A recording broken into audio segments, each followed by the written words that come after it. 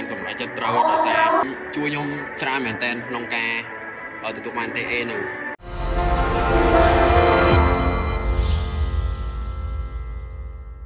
คืออ้น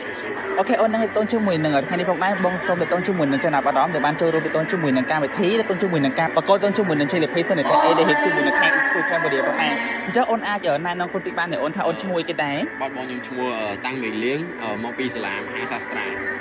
มาโดนแมนมันจะต้องชั่วโมงหนึ่งอ้นมาแข่งแค่นั้นเดี๋ยวอ้น ខ្ញុំ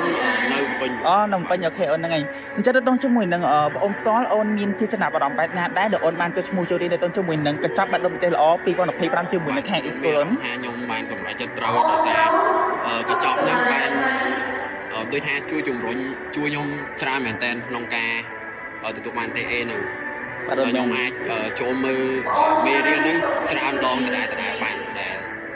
ធ្វើខ្ញុំចាំមេរៀនបានកាន់តែច្រើន បាទបានអញ្ចឹងមួយទៀតបងបានតូនជាមួយនឹងអូនដែលបានចូលរៀនជាមួយនឹង e-school ណាអូនចូលរៀនតាំងពីដើមឆ្នាំទៅអូនអូខេអូនអរគុណច្រើនខ្លាំងមែនទែនអញ្ចឹងជាចុងក្រោយអូនមានអីទៅតូនជាមួយនឹងការផ្ដែផ្ដាំទៅកាន់សិស្សអូនដែលគាត់ត្រូវប្រឡងមកដល់2026នេះអត់អូនខ្ញុំមានតែ recommend ឲ្យពួកគាត់ចូលរៀនជាមួយ e-school ដែរដើម្បីដូចថាទទួលបានអ្វីដែលថ្មីបាទទទួលបានអ្វីដែលថ្មីហើយ e-school គឺដូចថាល្អមែនតើដែលយើងចង់រៀនពេលណាក៏បាននៅកន្លែងណាក៏បានស្អីទៅចិត្តយើងបាទអរគុណអូខេអូនអរគុណច្រើនបងមិនទៅប៉ុណ្ណាអូនអរគុណច្រើនអរគុណ e-school Cambodia ផ្ដល់នូវចំណេះជំនាញចំណូល